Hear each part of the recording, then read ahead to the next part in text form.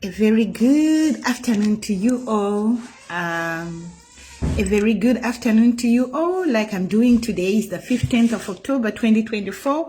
I will start with apologizing to my international audience that this week, I said from the 14th of October to the 15th of October, I'm going to be doing videos in Shona, which is my native language. It's a language, beautiful language from Zimbabwe. As you know, I'm Zimbabwean. My mother is from Botswana, but my father is Zimbabwean, and I'm 100% Zimbabwean, and I'm proud to be Zimbabwean. So apologies, I'm going to be doing these videos only for this week in pure Shona. There is a very important topic we are discussing amongst us, and very important points which I'm highlighting to Zimbabweans. So apologies, forgive me, only for this week. Next week, we are moving. Ryan, switch off now. We are moving with our English videos, okay? Whilst we are on that, I'm going to start by greeting you all. Maswera sei kwese kwamuri. I hope maswera zvakanaka. Aiwa, isu zvamuri kutuona yangu lunch. Nhasi ndanonoka kutora lunch nenyaya yemabasa ne zvakawanda wanda zvinenge zvichiitika, but zuva ranhasi rasvika nguva yelunch. So ndapa lunch hour ndiyo nguva yandinotora mukana uno. Dzimwe nguva ndinodya lunch 10 minutes. Munongoziva katiri vakadzi vechibhoyi takadzidziswa kuti munhu wemukadzi hauti zindenya uchidya, unoti kachu kachu kachu wobva wadya. Especially mazuva ano ndiri parwendo rwangu rweweight loss, aiwa handitore nguva yakareba ndichidya. Regai tipinde mutopic kana chirongwa oro chinangwa chenyaya yandiri kutaura nayo muzuva ranhasi. First of all, ndinoda kuti ndine urombo oro nematambudziko kumhuri yamukoma vakapfurwa neziroma nheru kuno kuCape Town kuCraifontein. Video yacho riri kurwadza moyo zvisingaite. Sechizvarwa chenyika chinogara muCape Town, ndinongoti nematambudziko kumhuri yeZimbabwe iri muCape Town, nematambudziko kuvana veZimbabwe all over the world, nematambudziko kumhuri yamukoma ava. Vanga vachiita hanzi basa reumalaicha, vanga vachishanda nevemabhazi, vanga vachishanda kubatsira mitumbi kuenda kuZimbabwe. Ndabatikana zvikuru ndichimuka ndichiona video yavo iri muma WhatsApp group andiri akasiyana siyana emuno muCape Town. Rinorwadza kufa uchiurayiwa kwakangooma, uchiona vanhu vakapfurwa musoro vakagara mudzimota. Handi nyore hongu sevanhu vanogara muno muCape Town. Zvinhu zvatajaira kuona, zvinhu zvatinosanganidzana nazvo zuva rimwe nerimwe, asi rufu rwakadaro runorwadza, rwakangooma. Saka ndinongoti mweya wavo dai wawana zororo, dai Mwari vavarangarira, kana paine zvavakatadza dai Mwari vavaregerera, vawana zororo reupenyu risingapere. Shoko raMwari rinotipa comfort kuti ropa rese remunhu anofa achiurayiwa rinomhanya kunochema kuna Mwari, nekuti Mwari hanzi vanorigamuchira. Chero anga ari mutadzi, chero anga akatadzira vanhu, asi munhu wese anofa achiita zvekupondwa, zvekuurayiwa, Mwari vanomuregerera zvivi zvake, nekuti vanoti dai iri nguva yangu, dai akawana mukana wekutendeuka, angadai akagona akaponeswa. Sero mukaona mutadzi achifa nerufu rwekuurayiwa, zivai kuti mweya wemunhu iyeye wawana nzvimbo kuna Mwari, nekuti Mwari vanomuregerera zvitadzo zvake zvese anenge adamburirwa mazive epanyika. Saka tiri ipapo ndongoti kuvana veZimbabwe vese vari mutransport industry, vari mumabusiness rekutakura mitumbi, ngatiisei nyaya yekuurayana, nekuti nyaya dziri kubuda dzizhinji kunyaya especially yevanhu vanoita zvekutakura mitumbi izvi, vanoita basa rekuurayana vachipedzana. Saka taingoti dai mweya mutsvene vapindira, hongu mari tinoida panyika, asi mari hakuna kwainoenda. Munhu wese wega wauraya nhasi, waurayiwa mangwana, munhu wese uchangofa. Wega une simba rekuuraya nhasi, asi ziva kuti zuva rako rekuenda 6 feet deep richakwana. Saka usazvipe masimba ekuti unokwanisa kupfudza vamwe vanhu, unokwanisa kuuraya vamwe vanhu, unokwanisa kuthreatena kutora upenyu hwevamwe vanhu. Uri munhu newewo uchapinda 6 feet deep. Musi wauchafa uchaona mhosva dzako dzese dzakakumiririra, ende mutongo weforever. Saka dai Mwari vatibatsira. Tiri ipapo, regai ndingoti ngatiitei mabasa ari safe. Mamwe mabasa muno muCape Town anoda protection. service. Kana uchikwanisa kubhadhara protection service, bhadhara. Zvamunongotiona tese tiri muno muCape Town, ndinogara ndichiudza hama dzangu neshamwari dzangu kuti the reason why I'm not doing business in South Africa, like which makes more money, is because it's not safe. Muno muCape Town, muno muSouth Africa, hamusi safe kuita any kind of business. Unogona kumuka wakauraiwa nepfuti. Ndo upenyu hwekuno, ndo kurarama kuri kuita vazhinji, ende vamwe vanongotora marisk kuti murire rami. Saka muzuva ranhasi hama dzangu, tiri pachirongwa chekutaura kuti toitei tibude mune ino nyika inoraiwa vanhu kunge huku, toitei kuti tiende kunoraramawo kumwe kwakanaka, toitei kuti tikwanise kuwana mabasa anoita kuti tigare kumusha kwedu tichishanda. Vamwe munoziva ndakabvira kuencourage igore rakapera kudzokera kuchikoro moita mabasa chikoro cheIT. IT inokutendera kushanda uri munyika yeZimbabwe uchishandira nyika dziri all over the world. Ndine shamwari dzangu dzisisagare muno muCape Town asi dzinoshanda dziri kuEurope, but vanoshandira makampani ari muno muSouth Africa. Vanozvigona seiko vanhu ivavo? Vanozvigona nekuti vane maskills anovatendera kushandira mumba. Munondiona ini most of the time I'm here, I'm in the comfort of my house. This is just a small portion of my house yandinoisa yandakaisa desk yandinogara ndichitaura nemi, but I'm in the comfort of my house. Ndo mandinoshandira zuva rimwe nerimwe. Why? Nekuti ndine skills anonditendera kushanda independently from the comfort of my house. Saka ariko skills anokutendera kushanda from the comfort of my house. Even ndikati izvozvi ndafunga kunogara kuZimbabwe, ndinokwanisa kuenda kunogara kuZimbabwe nekuti basa rangu rinonditendera kushanda ndiri anyway, as long as ndine laptop yangu, ndine internet, ndo chete zvinhu zvandinoda kuti ndishande. Saka naizvozvo ndinokukuridzirai kune vachiri vechidiki, kune vachine mikana yekudzokera kuchikoro kuita maresources, tsvagai makosi anokubatsirai. Kana muchida kuratidzwa kuti ndeapi makosi anokutendera kushanda, uyai tiite career guidance, uyai ndikubatsirei muite mabasa anokutenderai kushanda wakagara mumba mako. All you need is your skills, your knowledge, your computer skills. You can work from the comfort of your house, okay? Regai tichipinda patopic yezuva ranhasi. Tiri ipapo ririko rimwe zvakare basa rinokutendera kushanda from the comfort of your house, kana kunoshanda uchigara kuZimbabwe, kana kunoshanda uri based kuEngland, kana kunoshanda uri based kuAmerica. Basa iri rinonzi cruise ship. Basa rekushanda cruise ship kune vari subscription page muzuva ranhasi ndakupai links akasiyana siyana ekushanda cruise ship. Cruise ship ibasa rakanaka rinoita kuti ukwanise kushanda munyika dzakasiyana siyana. You can be based in Zimbabwe, you can be based anywhere in the world. Unenge uchibuda kubva kuZimbabwe uchikwira ndege uchienda kuAustralia, uchikwira ndege uchienda kuAmerica, uchikwira ndege uchienda kuUK, uchikwira unoenda pasi rese. Basa iri rinokuita kuti ushande pasi rese, the whole world. Ndokunaka kwebasa iri rekushanda cruise ship. Naisisi jini vanhu vanoshanda cruise ship vanhu vakaita sei? Vanhu vanoshanda cruise ship hakudiwe madegree uku. Madegree vanodiwa madegree ndeve engineering, vekudriver zvikepe, vekumaneja kuti chikepe chinofamba sei, ndo vanhu vanodirwa madegree. Asi cruise ship pachezvaro ndingaiti hotera yemumvura. Okay, hotera yemumvura. Okay, ihotera iri pangarava. Ngarava idzi dzakakura zvemhando yepamusoro, dzine malifiti mukati, dzine zvimota mukati, dzine maswimming pool mukati, dzine zvese ngarava iyi. Sezvandiri kutaura kuti ihotera inotakura more than 1000 people.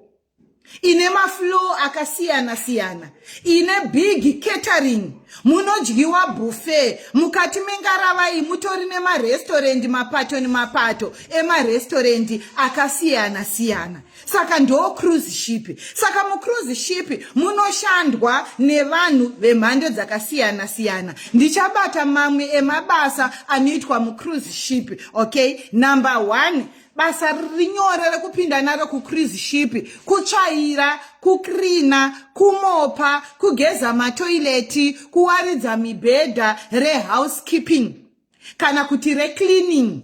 Okay? Basa iri rinoitwa nemunhu wese ane experience. Asi pa experience apa, vanotarisa munhu ane experience yekushanda mune atinoti ma 5-star hotel.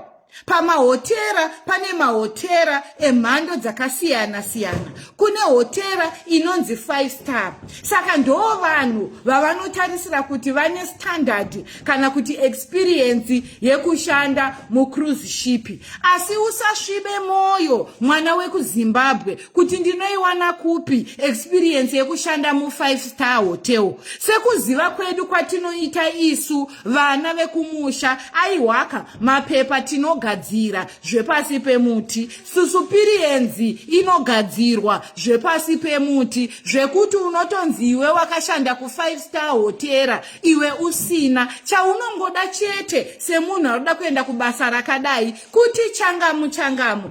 Izvozvi vamwe vakamhanya vakaita makosi ekushanda kuma cruise ship, vakaita makosi ekushaziva kuti kuma 5-star hotel kunoitwa sei. Ariko makosi anoitwa ekushanda muma hotera akadai so emhando iyoyi muno muSouth Africa. Anditi unogona kutotanga kosi uchiita maweekend, mamwe makosi acho online. Experience hainetse kana uri muno muSouth Africa. Holiday ya December izvo yosvika, Cape Town isarura ude mahotera, kungoenda iwe nepolice clearance yako yemuno muSouth Africa inetse kutora, unongoenda kupostnet, unogona kubuda kana ne 2 days chaidzo kana ne 3 days chaidzo wo apply police clearance. Police clearance inoratidza kuti iwe hauna mhosva kana kuti haupare mhosva kana kuti hausi criminal. Saka inoita kuti vanhu vekumahotera pauno apply CV yako uchiapuraya iwe kuti uwane basa vakutore kana kuti utsvage experience yekunzi wakashanda mu 5-star hotel. Saka unoti ndinokumbirawo kuita experience yekushanda mu 5-star hotel, ndiri kuda kuenda kunoshanda kuma cruise ship. Saka ndinoda hangu kushanda voluntary work kuti ndigaine experience ndiri pakati pevanhu vari experience kubasa kwenyu. Wodzidziswa basa woti kana ndichinge ndapedza ndinodawo reference yekuti ndakakushandirai. Ndo chinhu chaunoda, ndo zvinoitwa nemunhu akati changamu. Kana ukauya kwandiri ndinokubatsira nekukugaidha kuti ndeapi mahotera aungaende, zvizvo unoenda nazvo kumahotera aya uchinotsvaga experience paunenge uri off. Zororo raDecember riri kuuya, iwe mwana weZimbabwe wakati changamu, haisi nguva yekudya mabhisiketi nezvinonaka. Aiwa bodo, inguva yekunotsvaga experience. Kana uri kushandira madhamu murungu, kumbira madhamu murungu kuti madhamu zvondochienda kuzororo ndine zvandinoda kuendawo kunoita kunodzidzira. Ndoda kunodzidzira kuwaridza mibhedha zvemhando yepamusoro. Ndakanzwa kuti ndinokwanisa kuwana practice kumahotera. Ndinyorerewo tsamba yekuti vanditore during holiday yangu yandiri ndipote ndichishanda kana maweekend ndiwane experience yekuwaridza mibhedha zvemhando yepamusoro nekuklinawo dzimba zvemhando yepamusoro. Hakuna madhamu murungu vanokunyima tsamba yakadaro nekuti vanenge vachiziva kuti une shungu dzekudzidza uda kuenda kunoita inonzi hands on training. Woenda kunoshanda kumahotera ya holiday uchigaina experience. Ndo zvinoita mwana wevhu akati changamu asingamire kuti ari kuneta, hatitorwe, hakuna mabasa, avatore vanhu vanenge isusu. Waitei kuti uwane chinoita kuti utorwewo pabasa, kwete kungoti ndinoshanda mumba memurungu. Iwe uri kunzwa kunzi kuri kudiwa 5-star woapply neCV rekungoti ndakashanda mumba memurungu. Vari kuZimbabwe endai munotsvaga mavoluntary work kunana Sheraton hotel. Hakuna munhu anoramba munhu anozoshanda nemahara as long as uchienda neclean police clearance report yako neCV yako inoratidza kuti zveshuwa iwe basa uri kuda kudzidzira kushanda mu 5-star hotel. Havarambe uye kuti haube chavasingade vanhu vavasingazive kuti uri kubva nekupi. Ndosaka ndiri kukupai advice imimi kuti tsvagai police clearance, criminal clear report yako wofamba nayo kuitira kuti vakwanise kukutora nekuti vanotya mbavha. Kana uchinge wapiwa mukana iwoyo, chirega kuporonga kuenda kunoba mumahotera umu. Tinokuzivai vana vekumusha. Chiregera kuenda kunoita ruoko muhomwe, zvakakanganisira vanhu vazhinji izvozvo. Chivo munhu akatendeka, anotya Mwari, ari kuita basa rakanaka. Woshanda nesimba kuitira kuti upiwo recommendation yakanaka. Kana uchida zvekubika, zvekugadzirisa, ita hako, asi ziva kuti pane riski. Riski ndeyekuti vakada kutsvagurudza, vakada kufona, vakada kukwengwenura, ukaonekwa kunzi hauzive, unobatwa. Pamusoro pekuenda kunota practical, dzidzawo nezvazvo, tsvaga Google information kuti kuma 5-star hotel kana iri cleaning, chii chinoitwa, mibhedha inowaridzwa sei, dzidza pa YouTube, mashitsi anoitwa sei, dzidza pa YouTube. Malinki aya regai ndikutaridzei aya. Nhasi date ndiani? Nhasi ndi 15 October, musubscription page umu. 15 October, aya malinki andaisira vanhu aya. This you can do practical. This is subscription page. No subscription page. Tuesday, 15 October 2024. Cruise ship. Please pray and apply. This opportunity have changed many lives. And then the chocho kwadi. Murikona mabasa akasiyana kubva kuna security officer.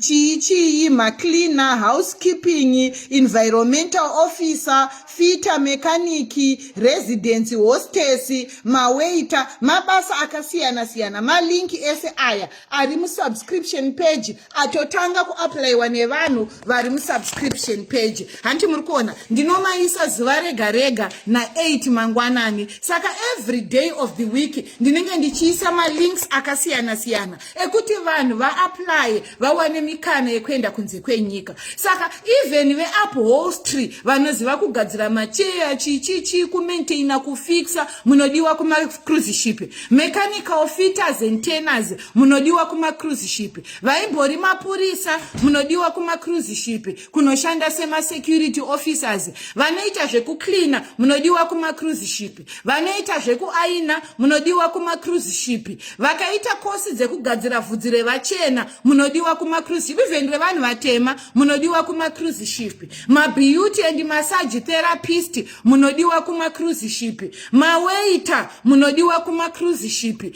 Kune mabasa akawanda mhando nemhando. Regai ndikutaurire izvi kuitika. Ini ndabatsira ameno ndofunga almost 200 vanhu vaenda kuma cruise ship. Because of that, vamwe vacho vanodzoka kwandiri vakuda kusisi jini ndodii, ndine mari ndodii. Vanhu vatenga Dzimba, hama dzangu. Cruise ship yaita kuti vana veZimbabwe vatenge mastenzi. Mastenzi amuri kushaya kuti ari kutengwa nani kumaSebhabhu ari kunyuka mazuvano muHarare. Vana veZimbabwe vari kuma cruise ship. Nekuti mudikani chero zvikanzi unohora mari shoma ku cruise ship, unenge uchibata $1,600 per month. Mari yeku cruise ship haina rent. Mari yeku cruise ship haina deduction. Mari yeku cruise ship haina expense. Ndinogara ndichipa example yekuti munhu anoshanda ku cruise ship ari better than munhu ari kuita caregiver mu UK. Munhu anoshanda mu cruise ship ari better than munhu ari kuita caregiver ku Canada. Munhu anoshanda mu cruise ship ari better than mabasa evanhu vazhinji vari kushanda kunze uko. Because mari yake anohora, kana kanzi ahora $1,600. Calculate yangu. Musho. $1,600. Musho. Clean money. Calculate yangu. I can't find my calculator. I'm just gonna calculate yangu. Let me use a computer. Musho. 1,000. Itakuti 1,600. Okay? Again, do we can calculate yangu pa computer. 1,600 ish. 1,600 times 12. Okay? Anoenda ku cruise ship, minimum ya unoenda is 7 months. Okay? 7 months contract. So titoti, one trip yekuenda kubasa ku cruise ship, it's 7 months.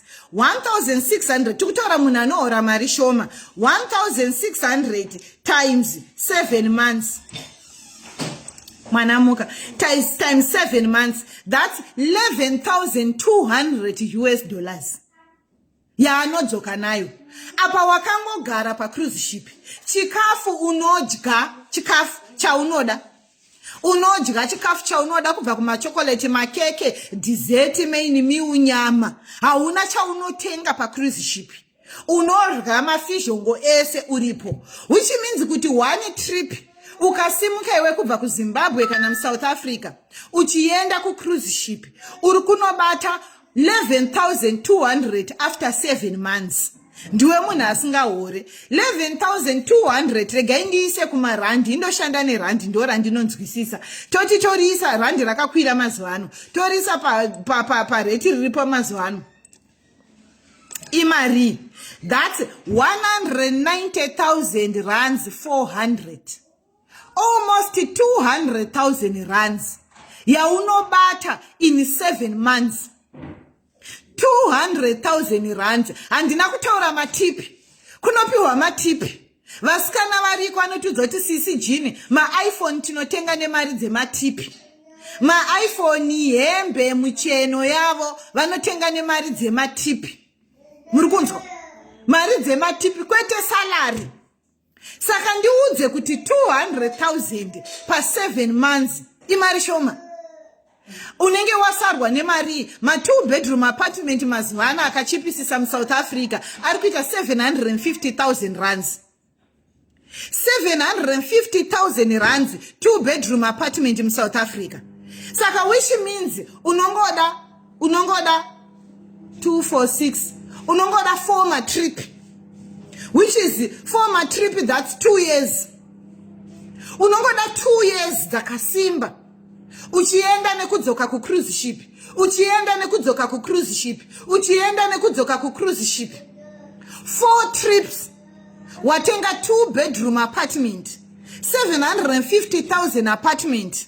Which in 2 years from now, it will be $1 million apartment in rands. Okay? Tukutaura investment ndo chikafu changu. Tukutaura investment ndo kudya kwangu. Vamwe vachiti handidi kutia mulume, handidi kutia mulume wangu, ndikatia mulume wangu anozotaura akatorwa nevamwe.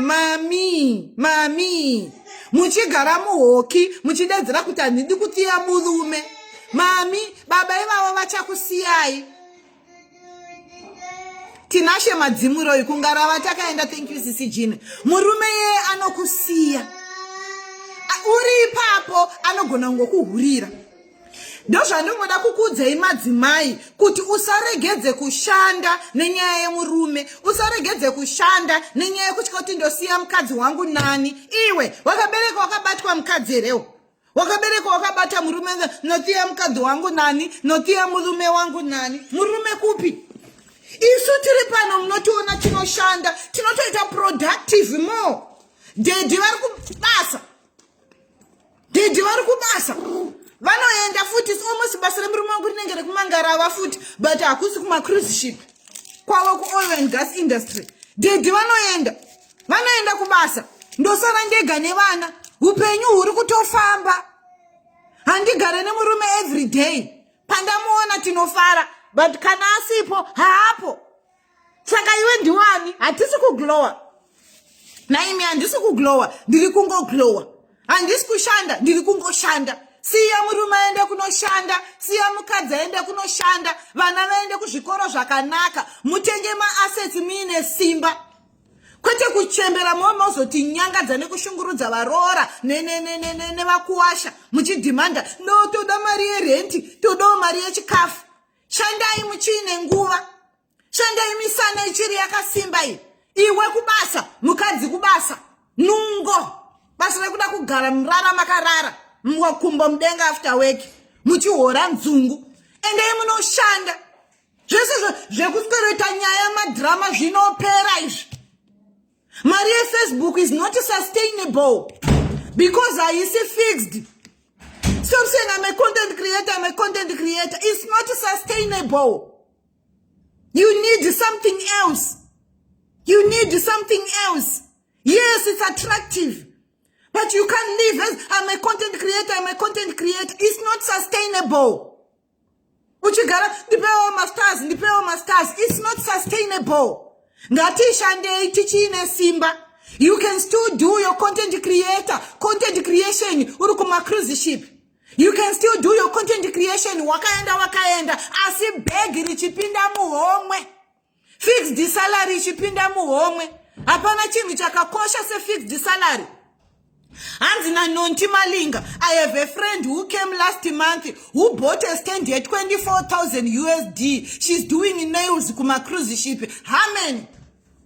Inizvozvi ndiri busy nevasikana vari kuma cruise ship vari kuti sisi Jini ndine mari yakati ndibatsirei ndoitei, advise me. Vana vane maaccounts ane ma700,000. Iwe mukadzi mukuru mbombombo. Vana vadiki vane maaccounts ane mamiliyoni. Iwe mukadzi mukuru boy maziso basi rekusperoterera madrama.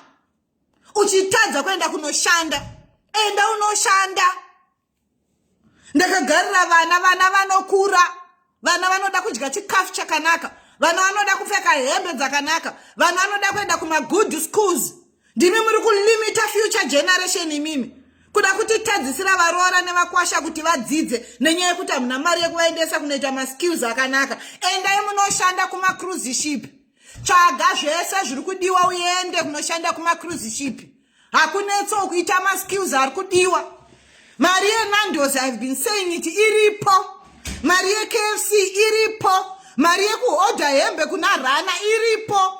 Asi kuburitsa mari yekuenda kunoita kosi inokuvandudza haudi. Ndinoita ndichipopota ndiregerereyo. Ndinoita ndichipopota because ndinobatikana.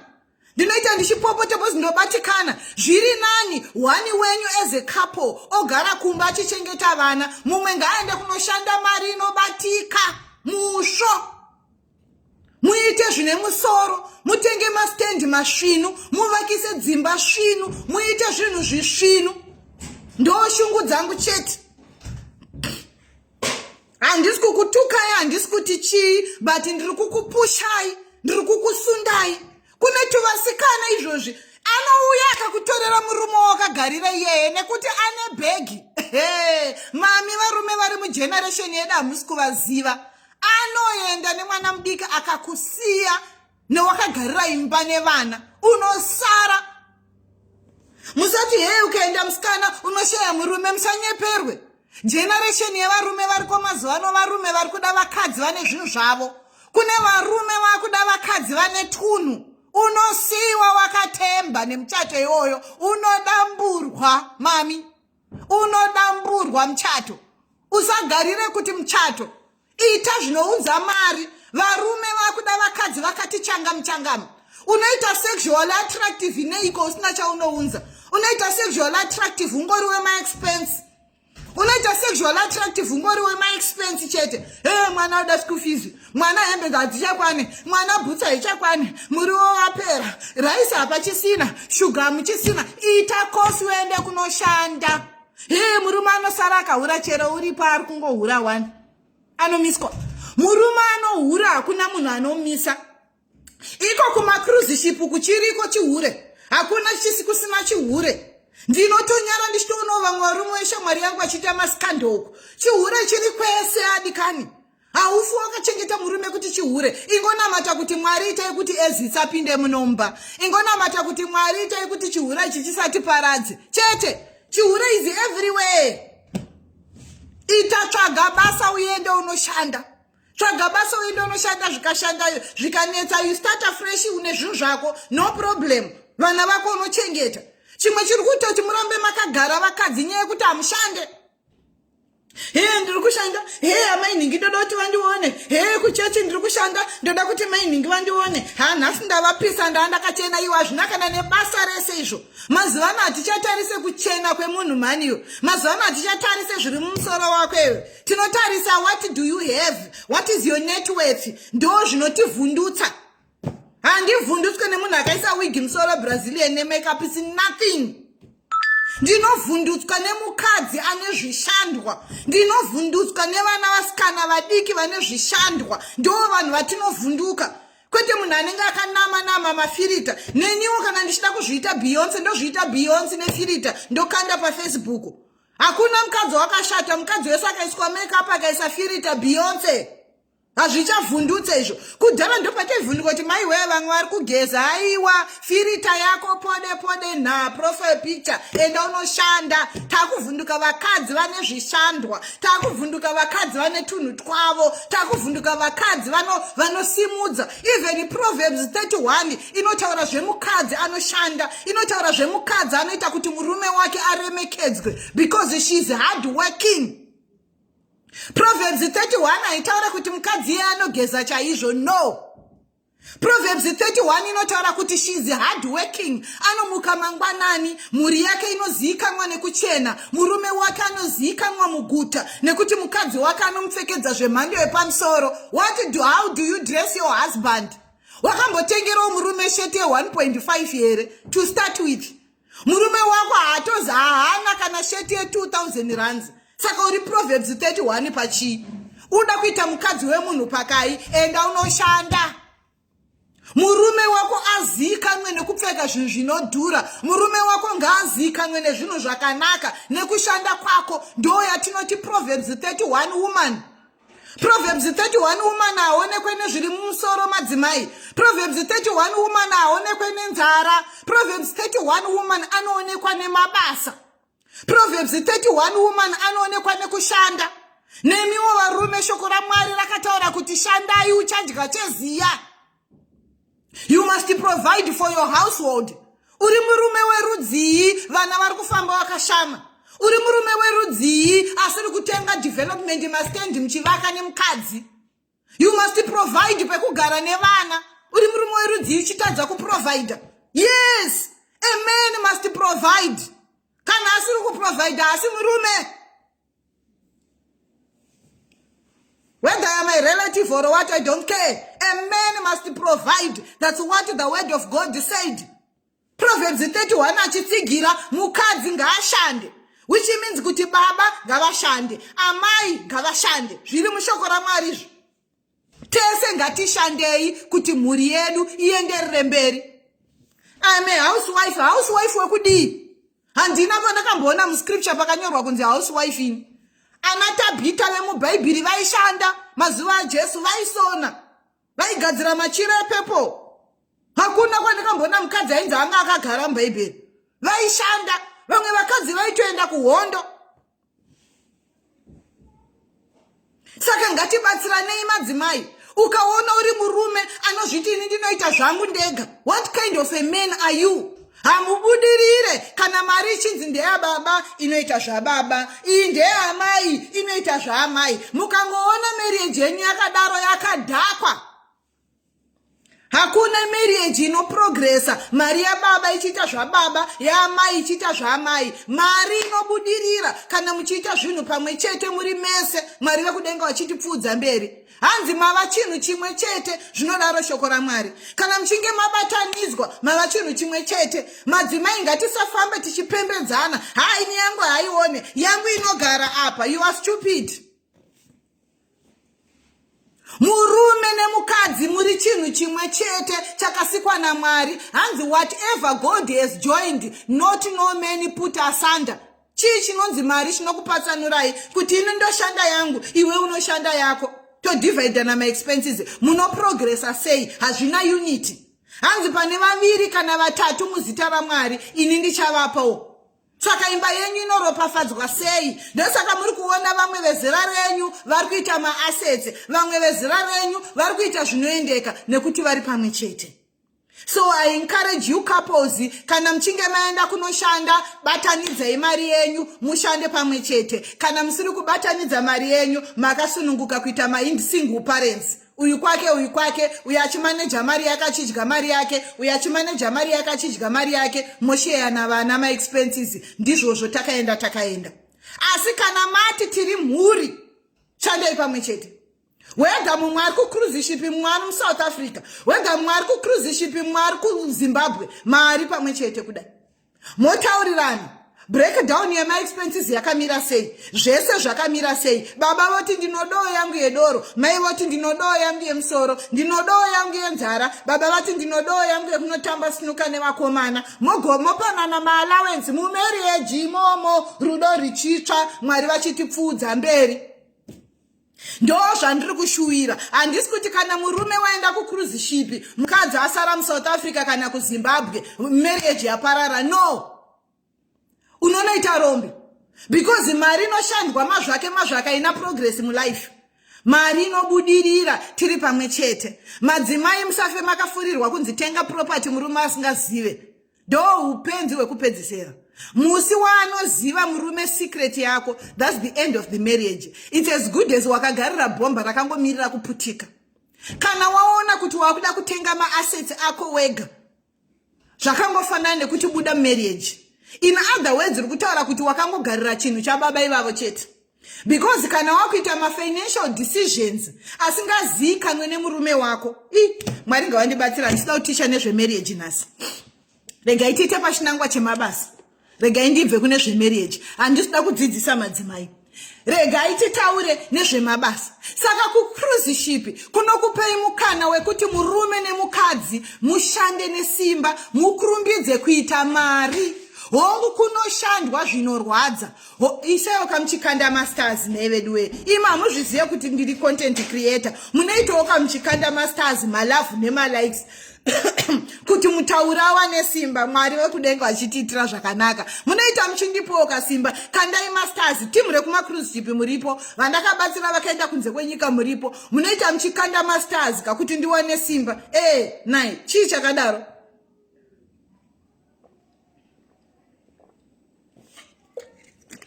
Topic ya marriage nchazoibata zvangu rimwe zuva. Timbobatsirana semadzimai. But kucruise ship kwakanakira kuti munoseva lump sum in US dollars. Vamwe vanotya vakazwa kunzi stand. Mastand akanaka kuZimbabwe vedu anotengawo $40,000. $40,000, 20 something thousand US and above. Ndo mastand akanaka kuZimbabwe. Unovako imba yakati bababa. Tukutaura zvema thousands of US. Ndo ground rikutengeswa kuZimbabwe. Ndo price ye ground. Unaitenga sei uchiseva marands. Pakaipa. Saka cruise ship inokuboostai. Cruise ship guys inobooster. I'm telling you the truth. Dai ndisiri nyaya kuda kuzvara ndaimhanya kucruise ship. Mbozi murume wangu agara anoshanda muoil and gas industry. Ndaimhanya kucruise ship. But inyaya kuti ndirichiri kuzvara. Panchiri kuzvara ndiri mu progress of baby making. Zvamurungu ndona ndine zvindumurwa zvimwe zviri kuuya. Ndiri mu process. Hanza ndapedza. Saka I cannot bozi ndichiri kuzvara. Otherwise it's an access. Inini ndiri mukadzi asingasarudze basa.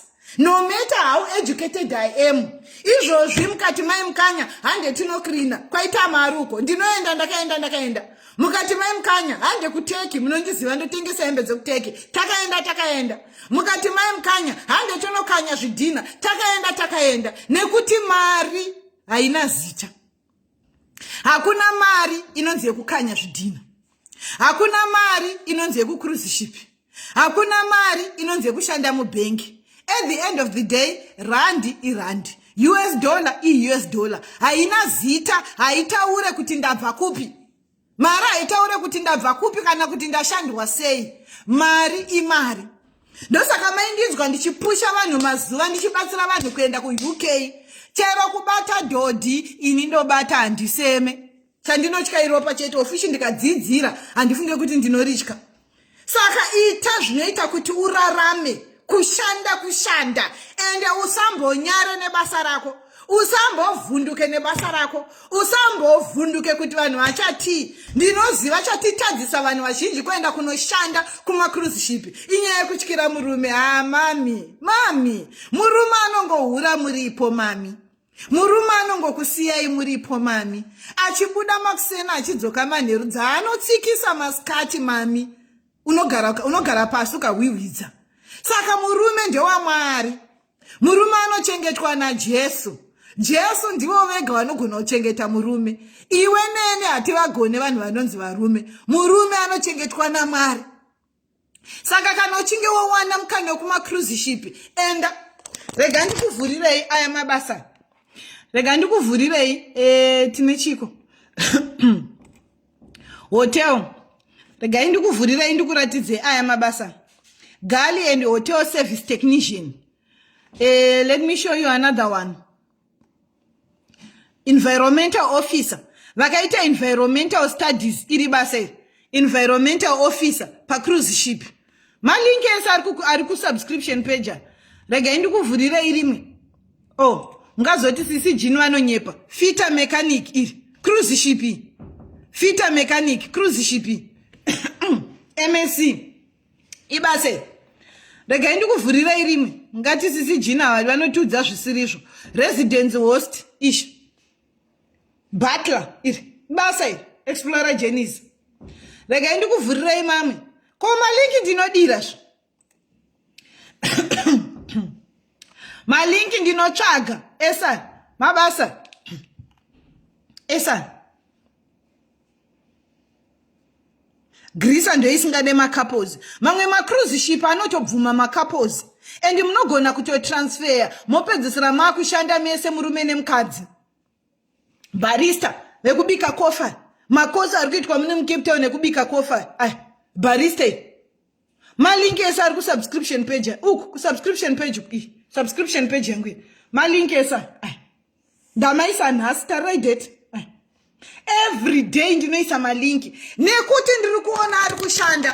Nezuro munhu wamaiona achikanda masters nezuroyo. Munhu wandakabatsira nemalinki ku subscription page kuenda ku UK. Saka aku UK. Ini vanhu vamunoona vachindikandira masters. Pamwe pacho handikandira masters. Vanondisira ku PayPal. Vamwe vanondisira ma-e-wallet. Sisi jini tiropafadzi. Sisi jini toda kukuropafadza. Sisi chida kukutendai. Ndinotumirwa mari nevanhu vakawanda vandakabatsira vakunze kwenyika. Handidi kukunyeperai. Mari dzemadhiringi ndinotumirwa. Nekuti ndabatsira vanhu 300 and something. Ngaita kutamba navo. Havasina kutamba navo mudikani munhu wana handinyore kumubatsira kuenda kunze kwenyika. But ukaona wapinda mu 350 something. Inyasha dzaMwari soro paupenyu hwangu. Nyasha dzinosiyana idzi. Vanhu tinopiwa nyasha dzakasiyana siyana. Saka murume wangu akufona veduwe. So family, Nhasi tikutaura nezvemacruise ship. Saka ariko makosi akawanda. Maybe next week ndichabata zvemacourses emacourse amunogona kuita. But Nhasi ndanga ndichitaura nekucruise ship. Unowana musho wemari, unowana clean money, untaxable. Vanhu vanoshanda kumacruise ship, mari yenyu haitaxwe. Vanhu vanoshanda kumacruise ship, unodya ipapo, hauna renti, hauna expense, hauna hembe dzaunoda, unenge uri ipapo. Saka Mwari vekudenga vana veZimbabwe ngavakuitirei zvakanaka. Mimwe mukana uyu wekucruise ship unoita kuti urarame zvakanaka, uchidya zvakanaka, ugere pakanaka, uchiseva mari musho wema-US dollars. 4 years unobata 1 million rand. 4 years unobata 1 million rand. Vanhu vazhinji vari kubvunza sijini subscription page. Subscription page rangu 70 rands per month. Munoibhadhara kuFacebook kwete kwandiri. Munobhadhara Facebook. Ipage randakakritirwa neFacebook rinobhadharwa every month. Imomo makanakira kuti handipenalizwe. Ndikaisa malinki panapa ndinopiwa mapenalization neFacebook. Asi ndikaisa musubscription page ndo vakandigadzirira page iroro handipenalizwe. Ndosaka ndichiisa malinks musubscription page. Mari yamunobhadhara haisi yekutenga malinki bodo. No, you are not buying links. Mari yamunobhadhara ndeyekuappreciate inini. Just to love me, say thank you Jean for the work that you do. So vamwe vanhu vari subscription page vatori kunze kwenyika kuna na Australia, America, Canada. They just subscribed to subscription page yangu to support me every month. Saka sisi jini musatambudzike nemari yeWi-Fi. Rega iti subscribe kupage kwenyu. So if you love me, if you care about me, if you appreciate zvikuitwa na Jean the Blessed as a Zimbabwean helping other Zimbabweans, you just subscribed. Kune vanhu vazhinji vari kunze kwenyika kuna na UK, they subscribe every month just to appreciate me and to care for me. So guys, ndataurisa, I love you very much. I hope manzwisisa kumacruise ship, makosa anodiwa, zvinofanirwa kuita, unotsvaga vaya vanoti sisi jini ndozvifambisa sei uyei ndikubatsirei ndikupei career guidance. Even vana venyu ndinokumbirisa vane vana uyei tibatsire vana tivape career guidance. Musatambise mari muchimoendesa vana kumauniversity kunoita makosi ekuti apedza degree racho anenge akagara ari mbweshe kumba, mari makaburitsa, chamagona apana. Uyei nevana ndivabatsire vaite career guidance. Even iwewe murume mukuru nemukadzi mukuru, you might not know what to do. Uya ndikubatsire nezvinhu zviri quick zvinoita kuti ukurumbidze kupedza, ukurumbidze kuwana mari, uchizvishandira but uchigadzirisa ramangwana rako. Kudzokera kuchikoro is like less than 3 years unenge watori ne good life. Saka you can come to me, consult with me, I will help you. Everything you want to do with me, you just go through my Facebook page here in my inbox. I've got admin teams who will help you and assist you on how to book me. Unotaura nini sei. Unfortunately, handikwanise kutaura nevanhu munhu wese, kuchata nemunhu wese. I've got thousands and thousands, almost 90,000 followers. Saka azvigone kuti ndichate nemunhu wese pa WhatsApp. So if you consult with me, you have got much time yekutaura neni. Guys, hands activate star party vedu ndikandirewo masters. Thank you so much Lanya Ndoro. Mwari vekudenga ngavakuitirei zvakanaka. Guys, hands activate star party kandaika masters guys. Ndikandirewo masters tingopinda mu activation ye star party. Saka hands kandai masters kati activate star party vedu munongoziva kandozvedu ma content creator. Kandai masters ti activate star party. Kana kuti inini panhasi ndogumira pano svondo rino rese ndichange ndichikupindirai mumagadheni enyu ndotsika ndokupushai ndokuzunguzai ndokupushai asi all I want you to know, it's coming from a heart poor of love. It's coming from a heart. Inongoshwira kuti vana veZimbabwe dai mukasatambura. Inongoshwira kuti dai vana veZimbabwe dai mawana zvimwe zviri nani magara zvakanaka. Inongoshwira kuti guys, ini nemi tiri vanhu vamwe chete. Ropa redu, DNA yedu, ukatorwa ropa ini ndikatorwa ropa apa, kauZimbabwe nikedu kanongowanikwa karimo. Tine ropa rimwe chete mufunge. Saka chishuwo changu mukandidzwa ndichitsika mumagadheni menyu, mukandidzwa ndichikupushai, mukandidzwa ndichikuchallengeai, kuda kukushekai nekukupushai kuti musaite comfortable but muvhunduke, muti changamo, mugadzirise upenyu, muve neramangwana rakaonaka. That's all I desire for you. That's all I wish for you. Iwe ukagara zvakanaka, newe ukagara zvakanaka, mwana wangu haatambudzike mangwana, mwana wako haatambudzike mangwana, vana vedu vanhu vane future yakanaka, nyika yedu tinova nevatungamiriri vakanaka, nekuti ini newe tiri kuwanisa vana vedu zvakanaka. Uyezve ini newe hatichembere tichitambudzika. Chinova chinhu chinondishungurudza zvikuru. Handidi kuti ini newe tichembere tisina pekugara, handidi kuti ini newe tichembere tisina chekudya, handidi kuti ini newe tichembere tisina mishonga yekurapisa, handidi kuti ini newe tichembere tichipema, kana kuti tichembere tichipema kuti tovigwa sei. Dai Mwari vatibatsira, vativhurira mukana, Mwari vatiropafadza, iwe neni tibudirire, tigare zvakanaka. Ndo chete zvandongokushuvira vana veZimbabwe. Mwari vekudenga ngavakuitirei zvakanaka.